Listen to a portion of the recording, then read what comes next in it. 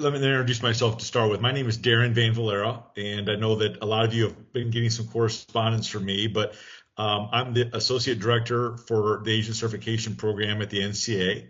And I've been in this role since January of 2019 when we rolled it out. And I appreciate you all for the first time wanting to be NCAA certified agents. So if you complete all the steps and you become NCAA certified, you're part of our group, our team.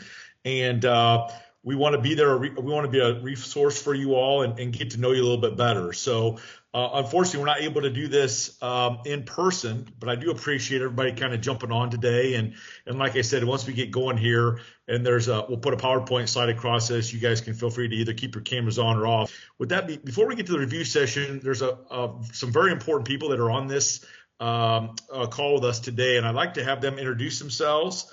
And tell a little bit about what they do at the NCAA and kind of welcome you. So I want to start with John Duncan. John is the Vice President of the Enforcement Staff at the NCAA. So John, if you wouldn't mind saying a couple words, that'd be great. Yeah, sure. Thanks, Darren. Good afternoon, everybody. As Darren said, I'm Vice President for Enforcement, and among other services that enforcement provides, we oversee the NCAA Agent Certification Program, and so have the opportunity to work with Darren and Sandy and Jeremy and some others on the team to provide good services to our student athletes and to help you all be in a position to provide good service to them as well. So just real quickly, I wanted to welcome you all to the call. But maybe more importantly than that, I wanted to thank you genuinely, sincerely, truly thank you for your interest in being NCAA certified agents.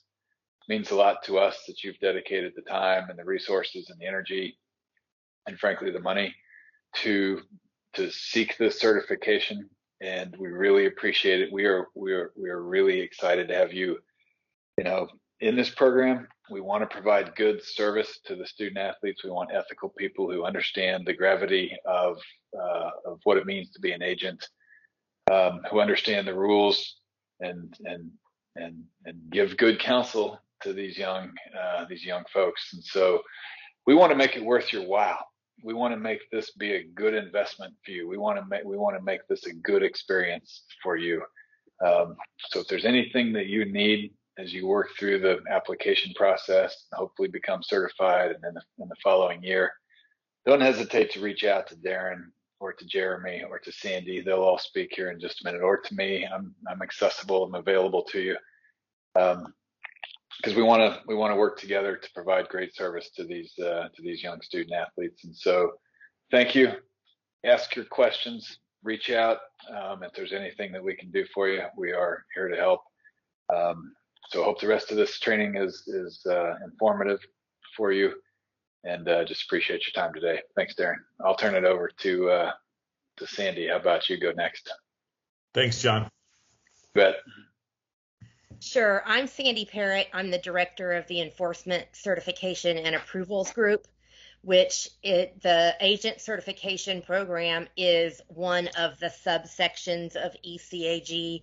I also oversee the basketball certification, that allows college coaches to go and watch high school prospects.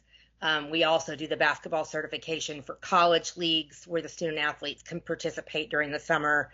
And then the third group of my area is scouting service approval in basketball and football. So the agent certification is the newest of those three subsections. It's been an interesting road and very exciting. And I work very closely with Darren. So anytime that you can't get a hold of him, if you need to, you can certainly get a hold of me. Thanks, Andy. So yeah, if you haven't, this is not a test question, but that's what ECAG stands for, right? Enforcement Certification Approvals Group, because you guys get those emails from ECAG and sometimes you respond, but that's what it stands for. So it's Enforcement Certification and Approvals Group. So appreciate that. And I do report directly to Sandy, but I'm the one who oversees kind of this agent certification process and program here. So Jeremy, if you wouldn't mind introducing yourself as well. Yeah, thanks, Darren, and thanks to all of you for participating today. My name is Jeremy McCool. I'm Director of Basketball Development within the Enforcement Department.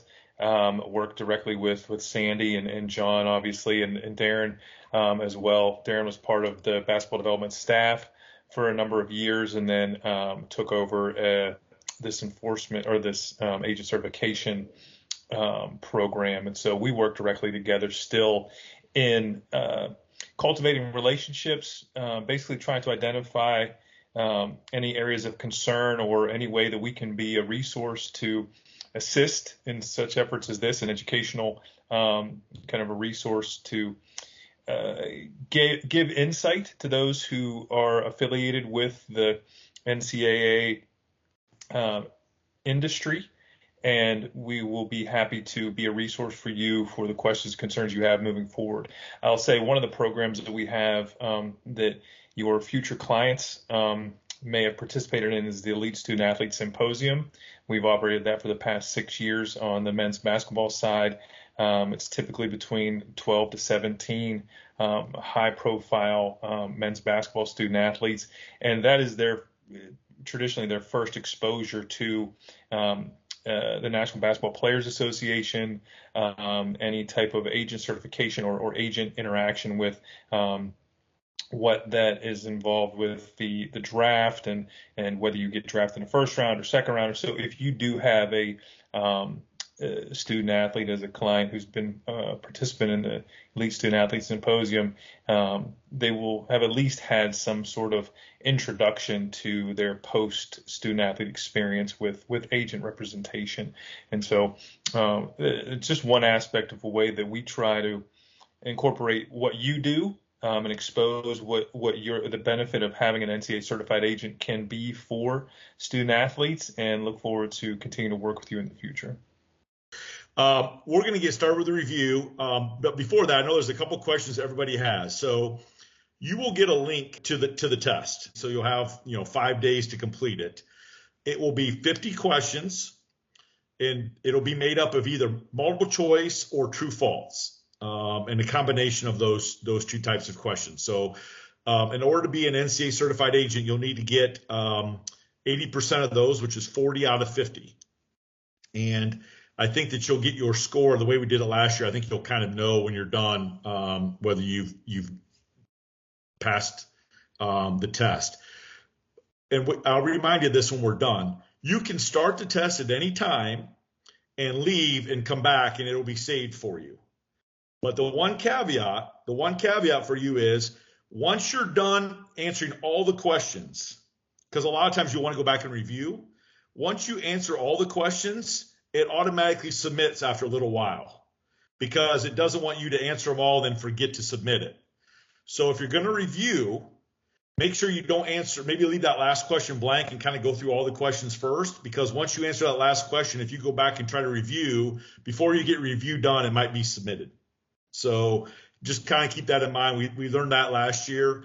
And luckily, knock on wood, it didn't affect anybody's score, but I know that sometimes you want to answer them all and then kind of review, but just kind of keep that in mind that that's how our system is set up. So one comment, we will send you in the email that you get with the link to the test, it will have links to the resources that are available on our website. So it'll have the website address, it'll have the hyperlink to this PowerPoint, it'll have, some other resources as well. So if you haven't found them already, they will be in the email for you to look at later. Yeah, that's great. And like I said, we do want you to pass, but we also know it's important for you. The biggest thing about being an NCAA certified agent is, and I know that you would not do this if you didn't care about this, but our biggest concern is the eligibility of our student athletes and making sure that they maintain that eligibility that they have until they decide to stay in that draft permanently. And we want you all to just know everything that could possibly come up so that you do not jeopardize the student athlete's eligibility. That I know that's what is important to you, and that's what's important for us. And we just want to make sure we're doing that for you all. So this is a kind of unique time for the NCAA with NIL and transfers and things like that. Feel free to ask some questions as we go through. If I can't answer the question, we'll make sure you get the answer for you. So, okay. So this first one's about independent agencies and organizations, okay? And this is important for you to know that when we talk about an institution, our schools are responsible for the conduct of its intercollegiate athletic program, and that includes responsibilities for the acts of independent agencies, corporate entities, or other organizations. So we talk about a school that has a shoe contract with Adidas. All right. The school is responsible for their actions and activities. You must know that as an athlete department staff member, that they have knowledge of such agency, corporate entity, or other organizations promoting the institutional's intercollegiate athletics program. So if Adidas runs an ad for Louisville basketball, then that school is responsible for knowing what Adidas is saying about their program. So that's important for you all to remember. Eligibility. Only an amateur student athlete is eligible for intercollegiate athletics. I know there's been a lot of talk about what is an amateur, amateur athlete, or what is amateurism. We'll define that for you in the NCAA, but know that only somebody who's not a professional, only an amateur, can play college athletics. What is an agent? An agent is somebody who represents or tends to represent an individual for marketing purposes, their ability or reputation for financial gain, or seeks to obtain financial gain or benefit from securing a prospective student athlete's enrollment at a school. We always talk about student athletes and prospective student athletes are high school folks or folks who have not matriculated to a college. So that's what an agent is, someone who markets their client based on their athletics abilities or reputation. An agent may include, and these are NCAA definitions, right? An agent may include a certified contract advisor, which you all are, a financial advisor, a marketing representative, a brand manager, or anybody who works in your offices. They can be considered an agent under the NCAA's definition. Certification requirement. If you are going to represent a student athlete for the draft and you want the student athlete to maintain their eligibility, you must be NCAA certified. This is only relevant for men's basketball, right? We don't have a certification program for an NCAA certification program for football or women's basketball. It's only men's basketball, and it's only for Division I athletes, with one caveat that we'll get to. The one exception for this is a family member. A family member can market their student athlete, their son, their daughter, their whatever. They can market them. They can call NBA teams on their behalf. They can do that without being certified. A family member of a student athlete doesn't have to be certified in order to do the things that you do in the pre-draft space. Your responsibility as an NCAA certified agent, pretty direct here. You need to know what the NCAA rules are, and you are responsible for anyone who works under you. If you sign the SPAC as an NCAA certified agent, but somebody else kind of helps you getting the kid ready for the draft, getting the kid ready for some workouts, the combine, you're responsible for that. Anybody who helps you with that, it's going to be your responsibility as the NCAA certified agent. The other question that we sometimes get about this is that, there's not everyone who's a member of the NBPA, all the certified agents, not everybody is an NCAA certified agent, and you're going to have something that maybe other people want. So you might have agents who maybe don't meet our prerequisites. They don't have enough experience, or they missed the deadline and didn't get NCAA certified. You can sign the SPAC and do kind of a shared SPAC with somebody who's not NCAA certified. Okay, you guys can both do that. We've talked to Kurt Berger and Ron Klempner at the NBPA. That is perfectly fine if you want to share that responsibility. But you, as the NCAA certified agent, it will be your responsibility to make sure that all NCAA rules and policies are being followed. We are not going to get involved as far as like what the fee sharing agreement is or anything like that. That's between the agents. We're going to care about is which NCAA certified agent signed the SPAC, and if there's any issues, that's who's going to be held accountable for that. Before we move on, any questions about that?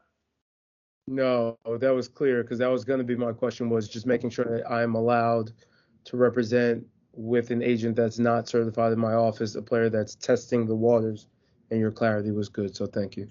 Yeah, Javon, you're perfectly able to do that. Just make sure that you're the one who's kind of making sure that if you're spending money on the kid for meals, transportation, lodging, that's coming from you and not from somebody. I know it'll probably coming from Excel, but make sure it's coming from you and not from somebody else.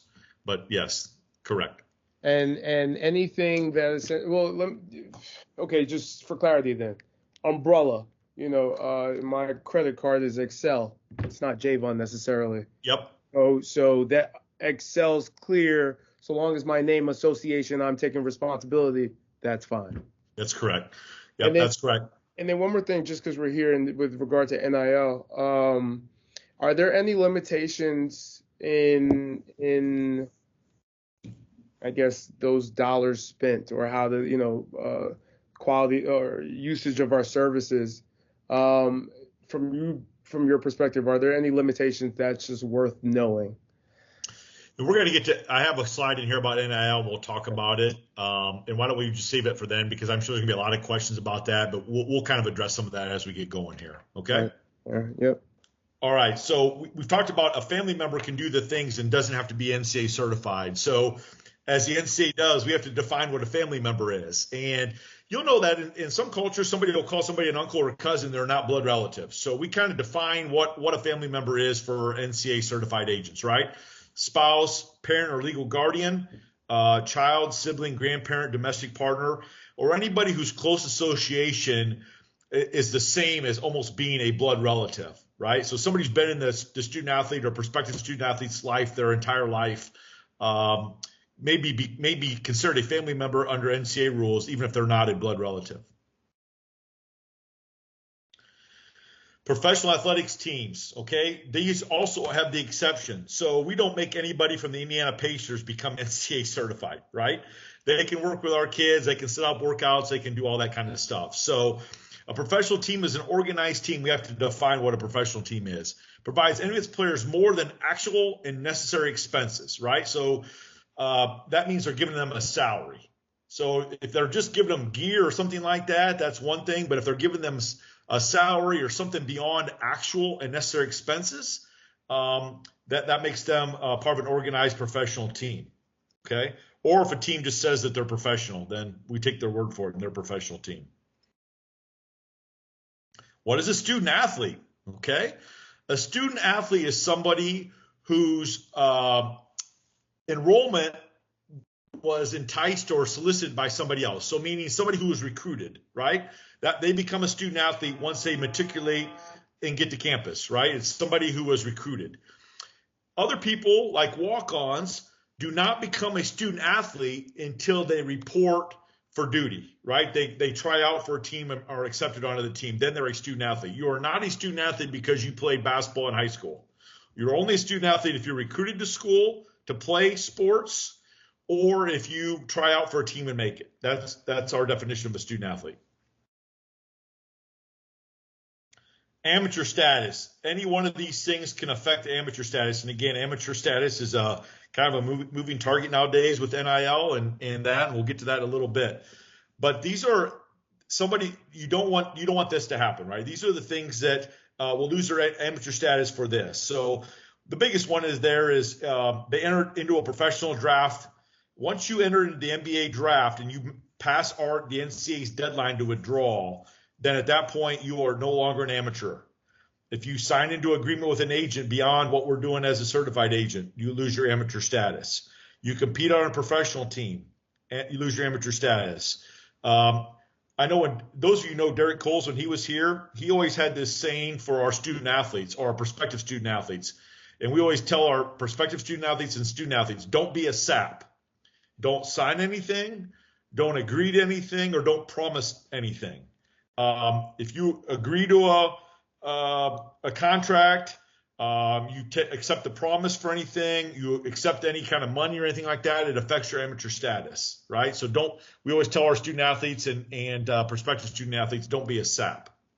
And by the way, as an agent agreement, it can be written or oral, right? A lot of times they'll say, well, I didn't have a written contract, but everything you did showed that you were being represented by somebody. So the agreement doesn't necessarily have to be in writing for this to affect your amateur status of a student athlete.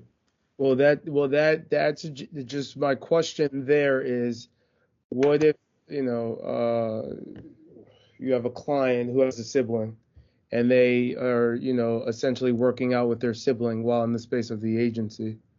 The appearance would be that he is in turn using one service. Now, obviously, he's paying for, hopefully, if he's working out with the sibling, he's paying that trainer. But I'm just curious how do you guys kind of differentiate when family is a factor or when there's established relationships? Like, how do you handle that? Yeah, it's a really good question. And if it gets really, really dicey, that's something we have a staff who helps us interpret their NCAA rules. But in that situation, like if you have a kid that you're working out, getting ready for the draft, and they have a signed SPAC and you're certified by us, and he has a younger sibling who's wants to be part of the workouts as well, just to make sure that both those kids, the brothers, this is your example, make sure they're both paying for the training. As long as they're both paying for it, it's not an issue. But if we get down this road where, and this is what I want you to get to know me a little bit. If we get down this road and there's questions that come up, now you know somebody who to talk to, right? Like, hey, Darren, I had this come up. What do we do? And if I don't know the answer off the top of my head, or it's kind of something we haven't seen before, we'll involve somebody else who can get you the answer that you need. Tryouts after enrollment. As you all know, that the NCAA allows a 48-hour window when you set up workouts for student athletes during the pre-draft process, and we pay for that 48-hour workout. The one thing you need to understand is, though, that the student athlete cannot miss class. Now that we're still in this COVID period, as you know, a lot of schools have moved online classes, so it may not be that big a deal. But you must make sure that any workouts with NBA teams that occur, a student athlete cannot miss class. The workout is only a 48-hour window. So if they're working out with the Pacers can pay for everything during that 48-hour window. If the Pacers want your client to stay longer than 48 hours, anything beyond that 48-hour window from when the kid arrives, anything beyond that 48-hour window, the student athlete then will be responsible for paying for any extra benefits or anything that goes beyond that time frame. The exception for missing class is the draft combine. Obviously, the combine goes for several days. Only time that's really affected by, usually if we're back on our normal schedule, it's usually mid-May. The only schools that really have this issue that would even be an exception would be kind of quarter schools, like UCLA is a quarter school, Oregon State. They're on a quarter school. The kids might be in class during the combine, but we make an exception that they can miss class in order to participate in the combine. Yeah, Darren, I have a quick question. Yes. Going back to that 48-hour window, let's say, Yes. for example, the team extends it and wants a player to stay beyond the 48 hours. Is that something for us to communicate with you guys, or is it fine in terms of them just like, paying for it or whatnot? Yeah, you don't have to communicate that to us. Okay. So you guys, you just kind of you handle that. And we allow, as an NCAA certified agent, if they would go beyond 48 hours, you guys are allowed to pay for things that involve them working out with kids that's beyond that 40 hours. Usually the team pays for it. We allow the team to pay for it. If it's beyond that, that might be something that you could pay so the student athlete's not, stuck for that goes beyond 48 hours. But Gotcha. You don't need to let us know that it goes beyond 48 hours. But what I would do is maybe keep track of receipts. That's something you pay beyond the 48 hours, so that if the kid goes back to school, the student athlete goes back to school, the compliance might ask for that. So just make sure you hang on to those receipts. All right, thanks. Yep. So we've talked about this. So in men's basketball, we allow this. There's a 48-hour window. An individual who's invited to participate in a professional organization's draft combine is permitted to miss class. That's the exception. But going to work out for a team, make sure that there's no, when you set up the schedule, and again, it's not going to affect most kids because a lot of the workouts occur between the combine and our deadline. I know that's a busy time leading up to the draft. Just make sure that the student athlete's not missing any class time. Okay, here's what you need to enter the draft, okay? In order to enter the draft and maintain eligibility, all right? Here's the things that must happen. You have to wait till the student athlete's season is over with, right? So you might have a kid you're recruiting and, they have a really high ankle sprain next week, God forbid, or have a knee issue and have to have surgery. you must wait in order to represent them and maintain their eligibility. You got to wait till after their season's over. Then the student athlete must request feedback from the undergrad advisory committee. You don't have to get the feedback back yet. You just have to request it. And then the other thing to remember is if they want to go back to school, they have to remove their name during the NCAA deadline. The NCAA deadline is 10 days after the NBA combine ends. So every day the date's a little bit different. And you guys have seen this NBA draft memo we put out. We'll have all those dates that you need. But the student athlete must withdraw by the deadline.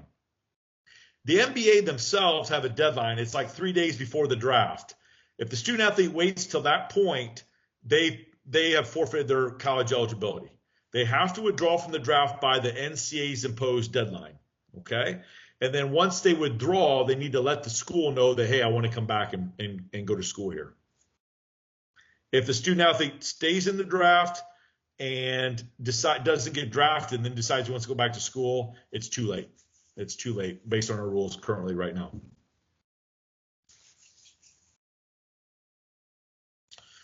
Professional leagues other than the NBA, it's kind of the same rules, right? You just have to either remove after the 10 days after their combine. If they don't have a combine, they must withdraw before the draft, and you got to let the student athlete school know that they've withdrawn.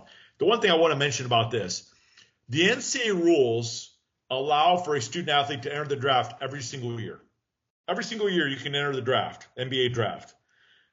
What you need, as you know, as NBPA certified agents, though, the third time the student athlete does it, he's got to stay in the draft, right? Or else after that, he's a free agent. So while the NCAA allows it for the 4 years of student athlete and even 5 years with COVID, maybe for a student athlete, just understand that if the student athlete's done it his third time, the third time he needs to stay in the draft or he's going to become a free agent and he won't be able to enter the draft a fourth time for the NBA rules. We do allow junior college kids to enter the draft and get the one-time junior college exception. They can work with a certified agent as well during this, and it doesn't affect their college career. These rules, though, that we're talking about are only for Division I, not Division II and III. So it's Division I or a JUCO kid.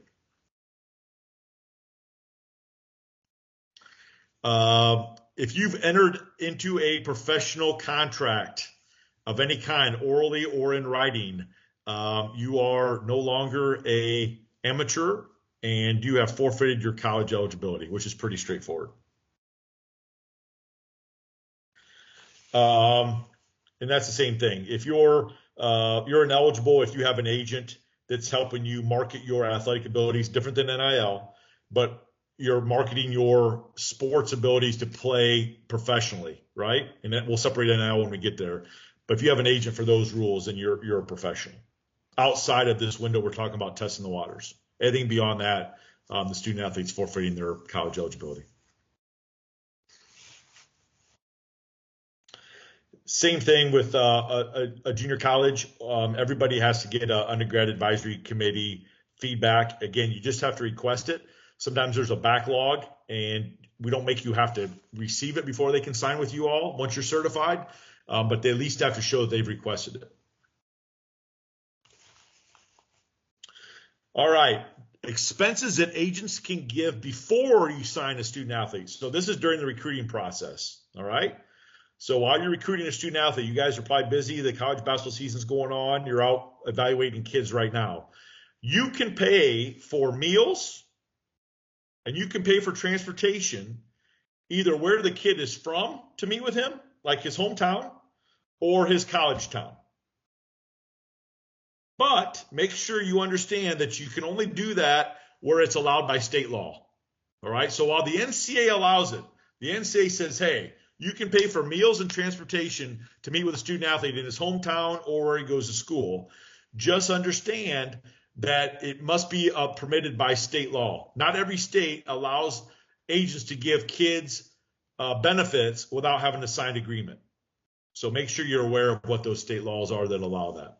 And for clarity, for non-NCAA certified agents, you're saying that they cannot pay for meals and transportation in procurement of a client. Correct. Correct. That's exactly right. And again, this is for recruiting purposes, and this is only for NCAA certified agents. Now, Darren, is that limited to just the athlete or parents as well in terms of meals? You can pay for parents as well. Gotcha. Okay. Pay for parents as well. So, any other questions about that? And just as a clarification, you yourself are responsible for knowing what the state law. Like, don't say, well, Darren said the NCAA could do it and whatever. Like, as an agent, that's your responsibility.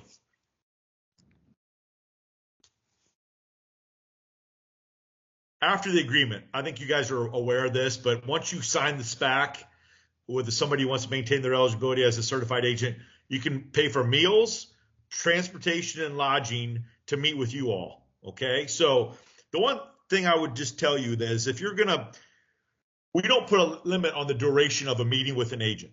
Okay, if you're gonna bring a kid out for a couple weeks and kind of go through a boot camp of meeting with you and meeting with other folks and doing all that kind of stuff, put together an itinerary, send it to me. We'll take a look and tell you what you can and can't pay for during that time period. And we're happy to do that. What I don't want you to do is bring a kid out for 3 weeks, pay for everything, and then the kid goes back to school and there's all kinds of questions about what you should have paid for, what you didn't, right? So typically when we think about meeting with an agent, we think in like 48 to 72 hours. If you're doing something beyond a 3-day period meeting with them, now you can do multiple times of that. You can do 3 days and they go back home, and then maybe 3 days, 3 weeks later, you can do multiple times. But if you're meeting with them continuously for an extended period of time, send me an itinerary, and we'll have somebody from our interpretive team kind of look at that and make sure that what you're doing is kosher. Also, the SPAC that you guys sign with the student athlete, you know that you have to give that to the MBPA. You also, that signed SPAC, and now I think it's Exhibit C that you guys signed for an agent that just for certified agents. You give it to the MBPA. You got to give it to the school, which is typically a compliance person or athletic director. And then we also require you to kind of send us a copy of that SPAC so we know who you're working with during that time. And we've talked about this. While you're recruiting the student athlete, you want to meet with him or whatever, you can't miss class time to meet with you at any point. Written agreement. Again, like I just kind of mentioned this, you have to do what you need to do as an agent. Give it to the MBPA. You also want to send it to, you can address it to me and just email it to me, and I'll take it. But you also must give it to the school so the school knows who's got it and who's working with them. Once a student athlete decides to go back to school, they are not responsible for paying back any of your expenses. It does not affect their eligibility. Okay, so they're not required to pay for any meals or transportation and lodging that you've all spent on them, and they end up going back to school. They don't have to pay that back in order to be eligible at their NCAA institution. For those of you who might be attorneys, okay, it's one thing for an attorney to look at a contract, right? There's nothing wrong with that. But if an attorney is negotiating the contract, you become an agent. So we allow our student athletes to have somebody look at their contract as a lawyer and pay a lawyer fee. If they bill by the hour, they bill by the hour. But if a lawyer themselves starts negotiating a contract, they're an agent, and then they'd have to be NCAA certified in order to do that. And again, you can have a lawyer help you with the contract, but they can't be part of discussions or contract offers or negotiating the contract without being in our minds in the NCAA world, you become an agent. And I think then you'd have to be certified by the MBPA, and to go through our process, you'd have to be an NCAA certified agent. So you can't just, as you all know, you're certified by the MBPA for a reason. You can't just have any agent who's able to do this. You have to have the right certification in order to negotiate contracts and be part of those discussions. IAWP, okay?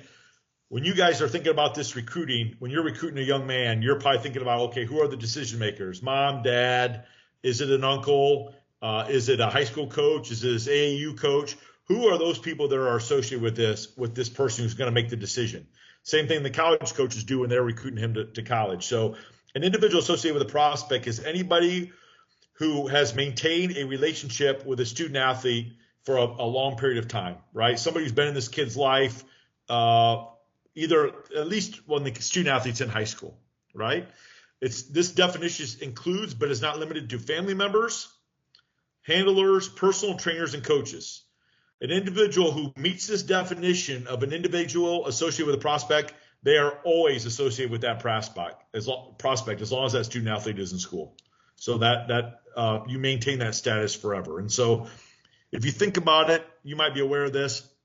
College coaches nowadays, if they want to hire a dad or a brother like Kate Cunningham, you actually have to make them a accountable member of the coaching staff. You just can't make them a strength coach or assistant strength coach or a special assistant to the head coach.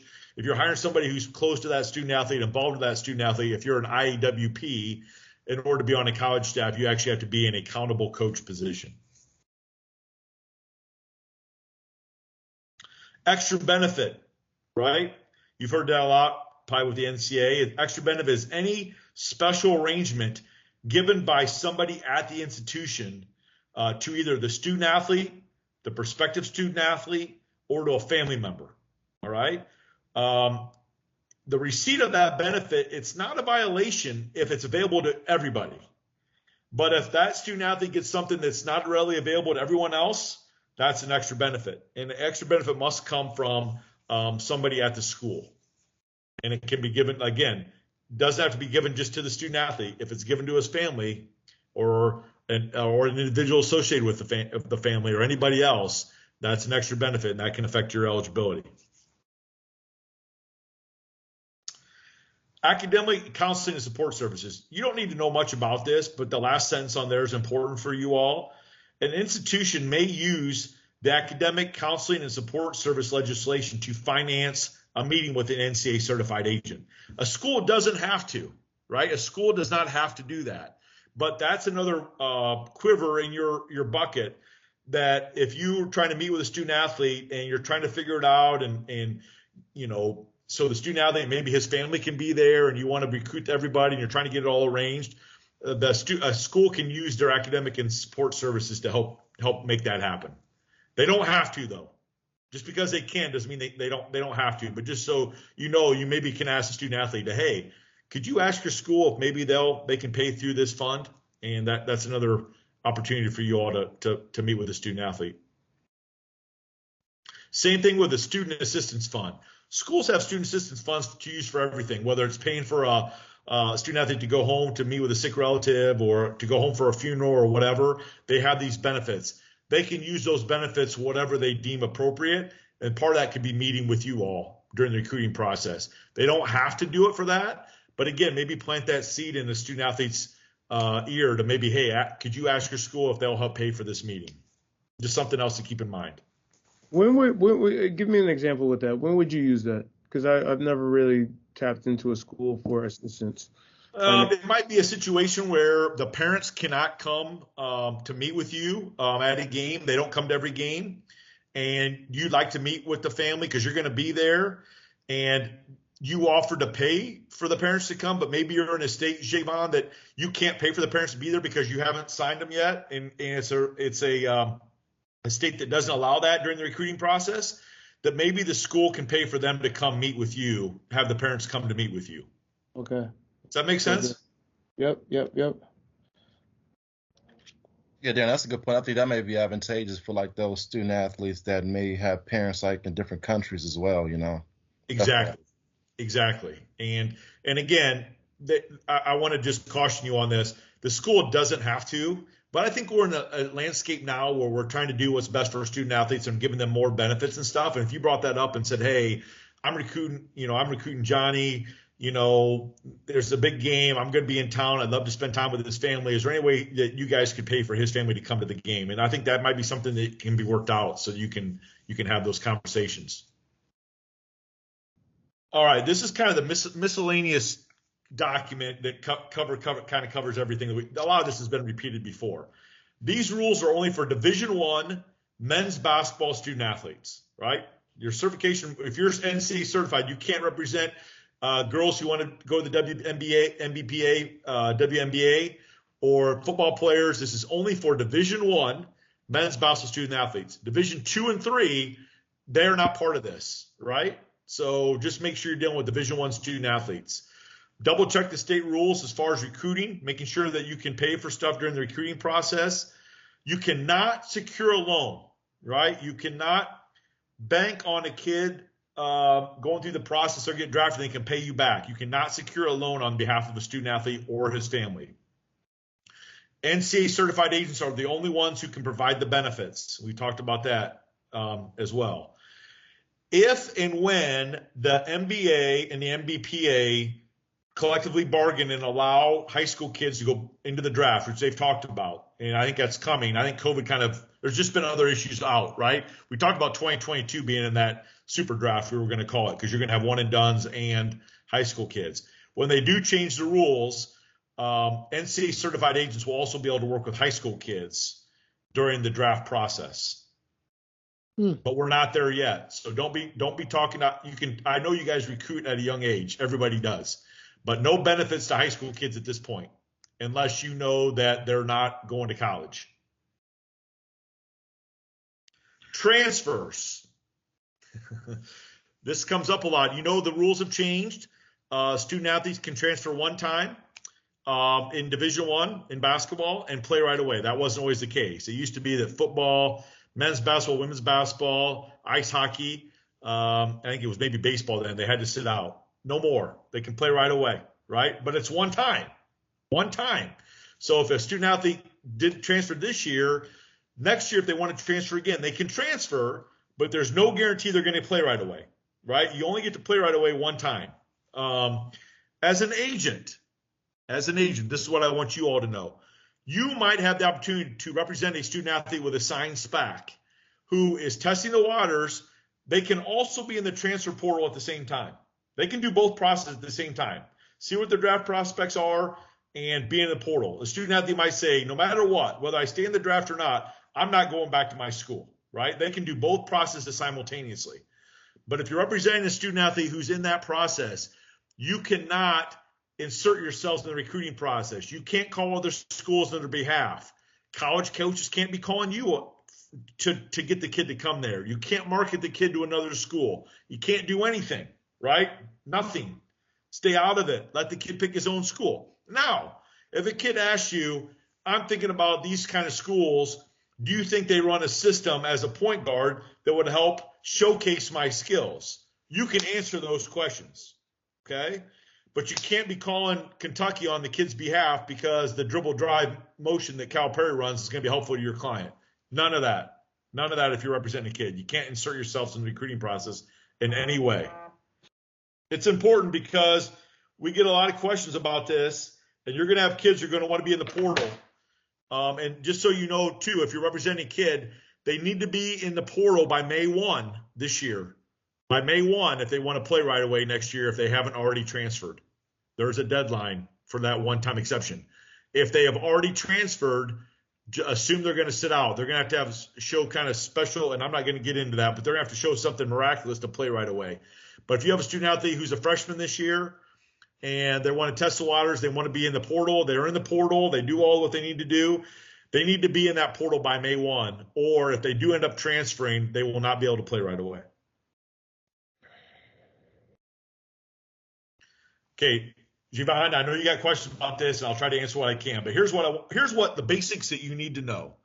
The NCAA themselves are not involved in name, image, and likeness. Now, if you go to ncaa.org, there is a link on the middle of our page that will show you what the kind of the rules are for NIL.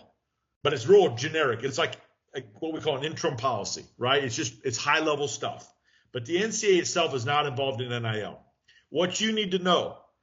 Anybody can sign NIL deals. Well, I would prefer our student athletes work with you all because you're NBPA certified and you're going to be NCAA certified and you've been around the block. I would prefer they work with you. But you do not, anybody can do this. Agents do not have to be certified to help athletes sign NIL deals. Don't have to be NCAA certified. They don't even have to be an agent. It could be the next door neighbor that does this. So that's important. You must follow the state laws if there's a state law. And you must always follow school policies, right? So if you're not sure what the state law is, you need to know the state law. Or like let's use Florida, for example, Florida State. Okay. You're working with a kid at Florida State. Florida State's compliance is going to know what the state law is. So work with them, because you're going to have to work with them anyway, because you got to make sure you follow the school policy. So either follow the state law if there is one, but make sure you're following the school policy regardless. NIL deals cannot be pay for play. The kid can't get paid just because he plays basketball at Florida State. There has to be some type of quid pro quo. And I know the 2020 election, that's all we heard, quid pro quo, this and that. But understand this, you can't just be getting paid because you play on a team. You must do something in order to get that money, whether it's send out social media posts, whether it's show up for an autograph signing, whether it's show up at a restaurant to eat a sandwich, whatever the case may be. The student athlete has to do something. There is no pay for play. NIL deals must involve some type of something the kid has to do in order to be getting paid. Now, I will try to answer questions about this, but it's going to be a high level because we don't get into the weeds. The NCAA doesn't really get in the weeds of a lot of NIL stuff. But Javon, does that kind of answer your question, or is there something else you want to ask a little bit more specific about NIL? No, I understand you guys keep it church and state. I do. But I'm curious if Excel were to create merch and send it to our NIL clients, is that a conflict? If Excel were to take NIL clients to dinner, is that a conflict by this measure? If agents operate on both sides of representation here and in NIL, I probably have a slew of questions, but I guess I feel like all the answers are. Yeah. So let's keep this straight. So we have what you guys are doing, NCAA certification. Right. Then we have NIL over here, right? The only benefits you can provide, either recruiting the kid or once he signed a contract with you, only involve the NCAA certification process and the draft process. Mm-hmm. Okay. You cannot recruit a kid and give them benefits to recruit them for NIL deals. Completely separate processes. So all the agent rules we talked about, NIL falls under all those agent rules. We've carved out an exception to our rules for the draft process and testing the waters. If it's not involving the draft process or testing the waters, everything else falls under our agent rules, which you can't do. Can't be pay kids during the recruiting process or just giving them benefits or giving them merchandise or anything like that. If it's just for NIL, that's still an NCAA issue. So to say, if this agent, if an MBPA certified agent has NIL clients in college, he needs to abide by the current NCAA rules to make sure that player is not compromised. Correct. And me, as in certified agent, I can do everything I can do. Correct. Copy. And if you get to the point where it gets muddy, right? Because you're going to have clients in both, right? So if it gets muddy and you're not sure, please ask. I know the phrase is always, ask for forgiveness, not for permission. At the NCAA, it doesn't work that way. Yeah, no. For student athletes eligibility, it just doesn't. That is not what we do here, okay? And I know that we may not like it, and we want the student athletes to play. We don't want to affect their eligibility. But if you have a question about something you want to do or you're thinking about doing or your agency, you guys have a group and you talked about it, please ask first, because we can't unring the bell for eligibility concerns after the fact. Copy. Any other high-level NIL questions? Before we move on, I do want to mention one thing. When we talked about transfers, I'm going to use an example of what happened last year as what not to do. Okay, so we had an NCAA certified agent last year. When you guys are recruiting, a lot of times you guys put together like a prospectus and tell the kid, like, here's what my thoughts are on you. Like, here's what the feedback was. I've talked to teams. Here's what I think your feedback is. We had an agent last year who, as part of that thing that he gave to a parent, put in there that, hey, I think you should go back to, I don't think you're not ready professionally, right? You're not ready for the NBA or overseas, but I suggest that you transfer. please do not encourage student athletes to transfer. As an NCAA certified agent, we do not want you to be in the business of brokering kids and forcing kids or getting kids to transfer schools. Now, if a kid asks you or you're given advice, please do it orally. Please put nothing in writing that says you should leave Pittsburgh, you should leave Ohio State, you should leave Kentucky, because that's going to get back to the coaching staff, and that's going to be a big concern that agents are encouraging kids to transfer. Do not do that. Do not put anything in writing. Do not encourage kids to transfer. Understood? Good deal. These are stuff that is going to be part of your test that you've kind of already gone through. So this is just kind of a reminder for stuff. Remember, you got to be 3 years certified by the MBPA for 3 years. We do allow an exception if you can show something extraordinary work experience beyond 3, but our rule is 3 years. And if you have a reason why it's 3, I can get in the weeds of that sometime. Ask me, and I'll show you how we got there. We did have an exception back in 2019. I think we're kind of out of this. We could probably start moving away from this. But you remember back in 2019, we allowed all agents to work with kids during the draft process. And then we started our program. We had agents who had a client in 2019 that went back to school. We allowed them to come be part of our process and to work with those kids. And so just understand that there was an exception made that first year we did this. The education requirement, I can laugh at it now, but it's kind of the Rich Paul thing. We originally said you had to have a college degree. We are now in line. Our rules are now in line with the MBPA, right? You either have to have a college degree or the prerequisite work experience in order to be NCAA certified. Process, you know this. You must apply every year. Your certification will be, some of you will be certified here in December. If you get everything back to me and you take the test and pass, you'll be on our directory. We keep our directory open and visible through the draft. Once the draft occurs in July of 2022, we take everybody's name off the directory because you need to apply every single year.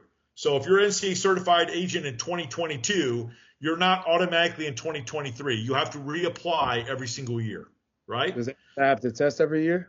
You don't have to take the test every year. Take the test your first year, and then for returning agents, they just do a module, like a continuing education module.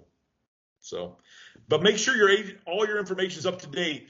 If you switch agencies, if you get a new cell phone number, you got a different email address, it's your responsibility for making sure that you go back in the application, update your profile information. You've got an email back from us at ECAG that we need additional information. And you got that ECAG email. So you saw that. And if you do need new information, or some of you on this call who I need information from, you get 10 days to get the information back. If you're trying to get insurance and you can't do it in the 10 days, all I ask is that you keep me informed. You cannot become certified until you've met all the prerequisites. At some point, we're going to deny your application. But if you can show me that, hey, I've talked to a carrier, it's a busy time right now in the holidays, they're trying to get my policy done, just keep me informed of that. We'll work with you. But just so you know, the deadline for new information is 10 days.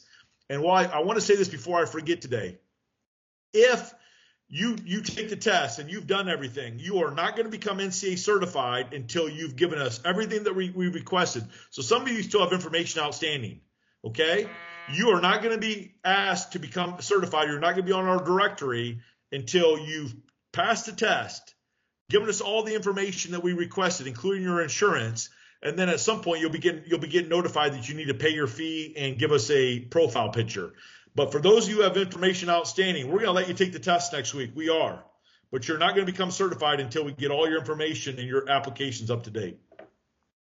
And all deadlines expire 11:59 p.m. Eastern Time. So just keep that in mind. Background check. Every year you apply, you will go through a background check. And that's done by our third party. I think you guys had to log on. I know as part of the application process, it took you to Sterling Volunteers. Sterling Volunteers also does our NCAA. They do our officials background checks.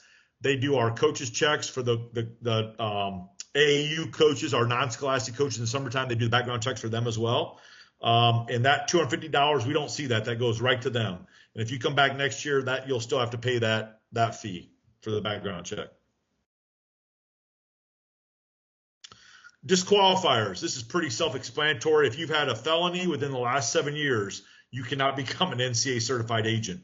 If there's any kind of sex offense, regardless of the charge level, you cannot become an NCAA certified agent. Any criminal acts involving minors or children, you cannot become NCAA certified. If you've had a felony that's beyond 7 years, that might be something we can discuss about you becoming certified. But you would not be on this call if this was an issue. But this is a question on the test. Make sure you know what the disqualifiers are. 7 years for felonies or any kind of criminal act involving any kind of sex offense or children and minors. The exam, it says in person. You guys are getting to do it virtually again. And I think I've already said this. You have to get 40 out of 50 correct. Once your exam is graded and you've turned in all your stuff, you'll be known and you'll get an email that will tell you that we need a photo, a professional photo, and we need you to pay your certification fee. As soon as we get that, your picture goes on the directory. And on our directory, it will have your picture. It'll show you how long you've been certified by the MBPA. It will show how long you've been certified by us. And any kind of state registrations, if you're certified agents in states, those will be on the directory as well. And let me mention that right now. You do not have to be certified in any states to be NCAA certified. We don't require it. But just so you know, when you're recruiting kids at Missouri or Florida State or Ohio State or Indiana, as examples, they might require you to be certified in their state. So just so you know, some schools have that requirement that they don't allow their kids to work with agents who are not certified in the states where they go to school. Just be aware of that. It's not our rule. It might be a school rule. But if you get certified, if you get a registration beyond your application, let's say that you decide in March you want to be certified in Ohio because you want to work with a kid at Ohio State or Toledo or wherever. If you get a new registration, give it to us and we'll upload it and put that on your directory so it shows there for you. There will also be this year, Sandy, stop me if I'm wrong, but this year there will also be a link. You have given us a list of your professional clients. There'll be a link on the directory that will allow people to go in and see who your professional clients are. We don't put room on the directory to show them all, but they'll be able to see who your clients are if you'd like us to have that on there, on your link, so they can see who else you've worked with in the past. I'm going to mention one quick thing too, in regards to when you submit your photo and pay your certification fee. There may be a slight delay in the appearance on the agent directory, only because typically if you've submitted your photo and then you pay, once you pay, it would go live on our directory. However, if the photo came later, then it has to be resized in order to get posted on our directory. So there may be a slight delay in getting those posted just because we have to reformat your picture and then it will show up on the directory. And I think you all are aware that the fee structure, you've probably seen that on our website. The fee structure as a first time agent, it's a little bit more than a second time, but we have a kind of a rolling fee structure. So the sooner you pay, the cheaper it is. But we also want to have options for you all, because you might go through this process and you might say, well, I want to wait to see if I have a kid before I become certified, right? So we allow you to pay the fee in February, but it's going to be more expensive than it is in December. The other advantage is that the sooner you complete everything and you give us a photo and pay your fees and all that, the sooner you're on the directory. And we send that directory to our schools so they know who our certified agents are, right? And they're going to double check to see if you're on there. So the sooner you get on our directory, the more beneficial it might be for you as far as recruiting clients. NCAA, we talked about this. You're responsible for your agency. You're responsible for everybody who works underneath you. You're prohibited from, recruiting prospective student athletes, again, high school kids.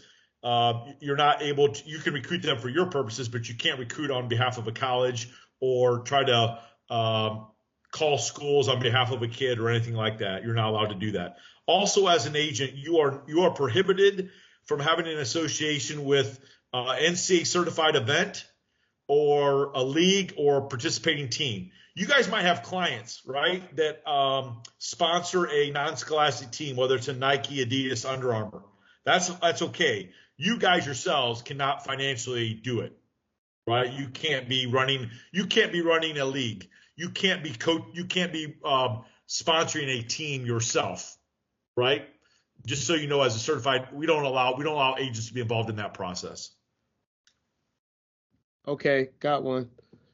Same sibling kind of question. I mean, like, what if you've done that because you have a client that has a team and you've supported that on the pro side? It's in the same family. How do you guys manage that? So as far as like you mean that a team has one of your clients from one of Excel's clients has a team, sponsors a team? Correct. Well, no, Okay. no, because we don't sponsor teams. But let's say, and this is again hypothetical. Let's say, because you mentioned Cade, let's hypothetically say Cade's brother had an AAU team that Excel pays into.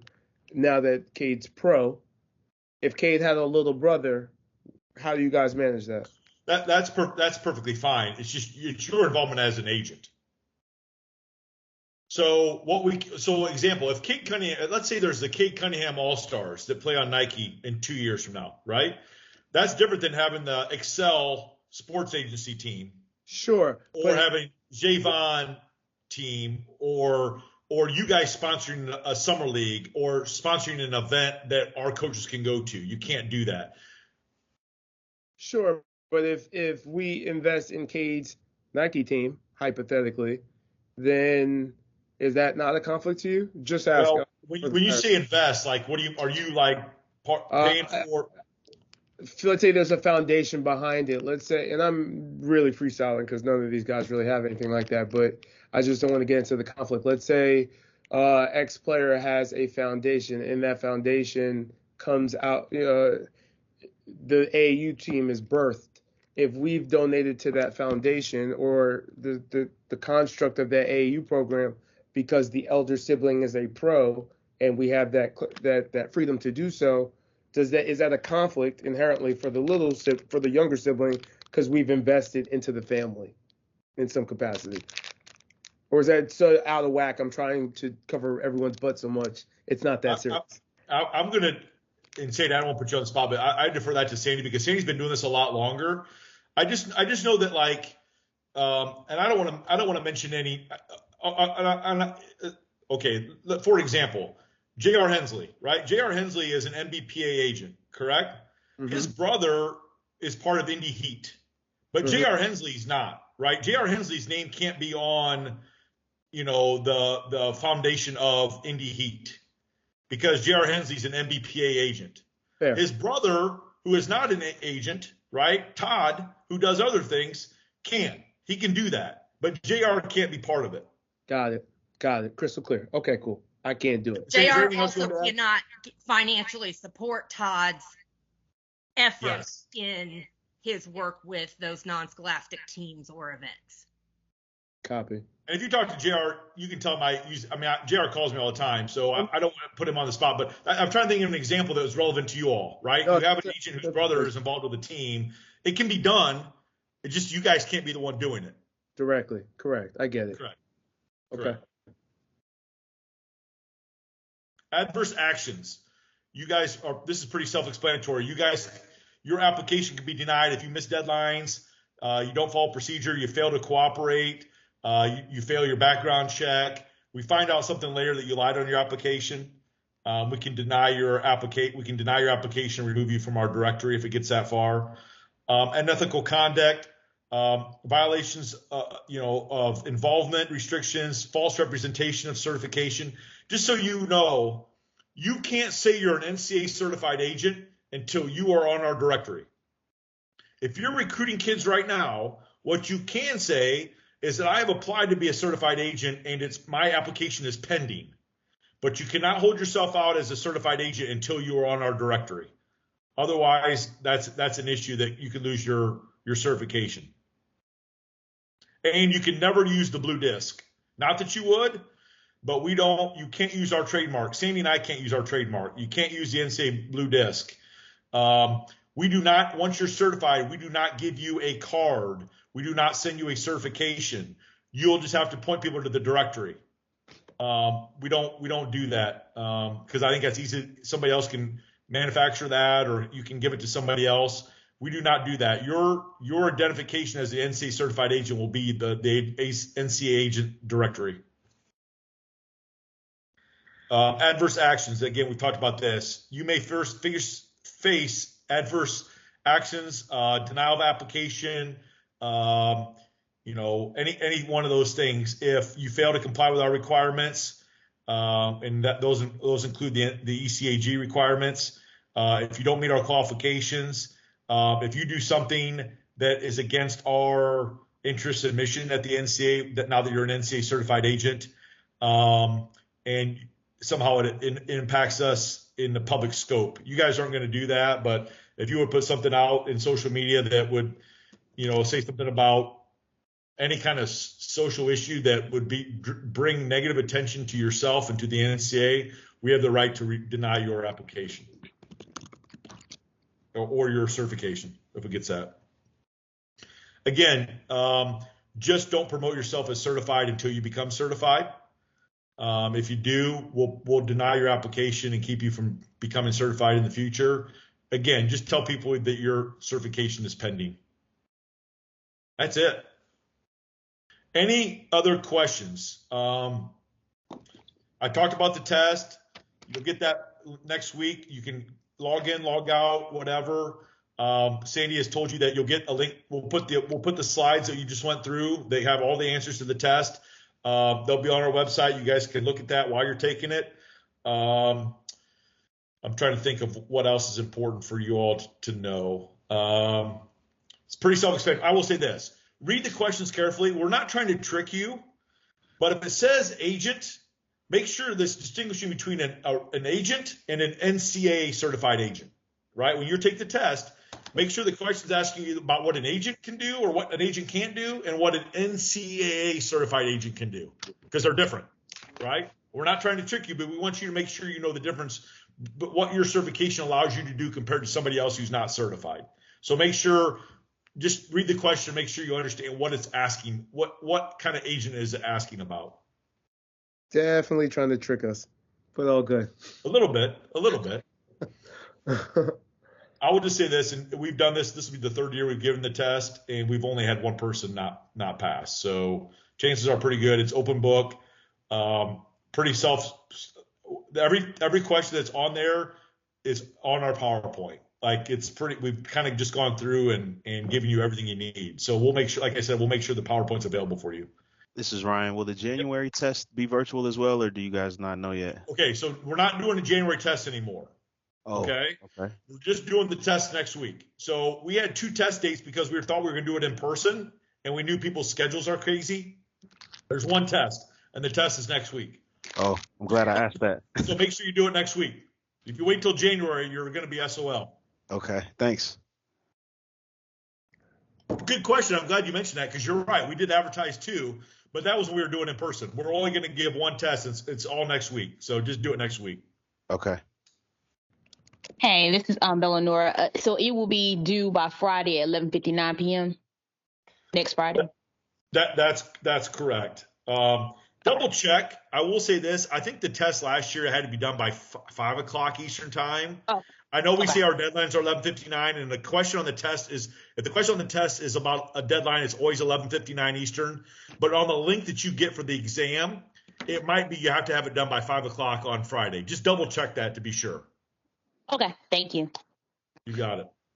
Darren, I have It will one be more question. clarified in the email that we send. It'll be verified. I don't want to say 11:59 and then it's, you wait till Friday to do it. Please don't do that. But just when you get the instructions to take the link to log in to take it, it'll have all that stuff in there for you, and we'll make sure we clarify that. Who else had a question? This is Ryan again. I'm guessing you Ryan. guys will explain this in the email, but is it administered through like ExamSoft or something that we have to download onto our device, or will the link in the email take us wherever we need to go? Does that make sense? Yeah, Sandy.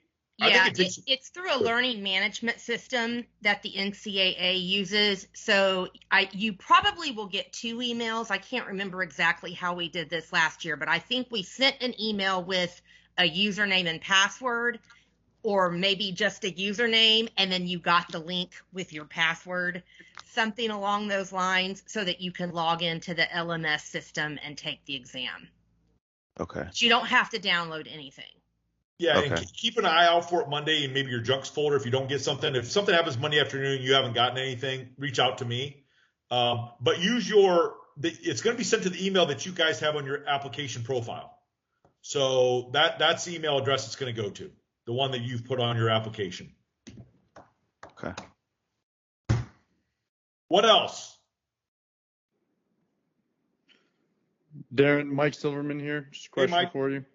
Yep. Or any of the agents on the call. Any recommendations on the insurance policy, or what people have gone with that they've had good success finding the right policy? I will start. I know that Hiscox, HISCOX, is a company. It's online. It's pretty easy to get. We've seen policies from Westchester, all one word. We've seen policies from Chubb, CHUBB. We have seen, and most of like Hiscox uses Lloyd's of London as their underwriter.